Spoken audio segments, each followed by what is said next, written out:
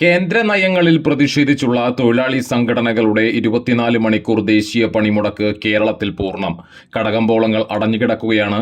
പലയിടത്തും വാഹനങ്ങൾ തടഞ്ഞു. യാത്രാ സൗകര്യം ഇല്ലാത്തതിനാൽ ദീർഘദൂര യാത്രക്കാർ വലഞ്ഞു.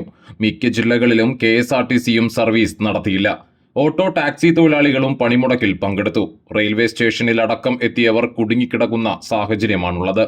തൃശൂർ ജില്ലയിൽ ഏതാനും ചില സ്വകാര്യ വാഹനങ്ങൾ നിരത്തിലിറങ്ങിയതൊഴിച്ചാൽ പണിമുടക്ക് പൂർണ്ണമാണ്. ഇവിടെയും കടകമ്പോളങ്ങൾ അടഞ്ഞുകിടക്കുകയാണ്.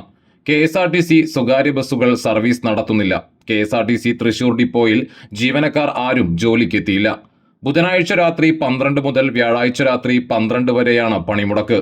പത്രം, പാൽ, ആശുപത്രി, മെഡിക്കൽ സ്റ്റോർ, ഫയർഫോഴ്സ്, ആംബുലൻസ് തുടങ്ങിയ അവശ്യ സർവീസുകൾ ഒഴിവാക്കിയിട്ടുണ്ട്. 10 കേന്ദ്ര തൊഴിലാളി സംഘടനകളും ദേശീയ തൊഴിലാളി സംഘടനകളും സംയുക്തമായാണ് പണിമുടക്കിനെ ആഹ്വാനം ചെയ്തിട്ടുള്ളത്. പണിമുടക്കിന് ഐക്യദാർഢ്യം പ്രഖ്യാപിച്ച് വിവിധ തൊഴിലാളി സംഘടനകൾ പ്രകടനം നടത്തി.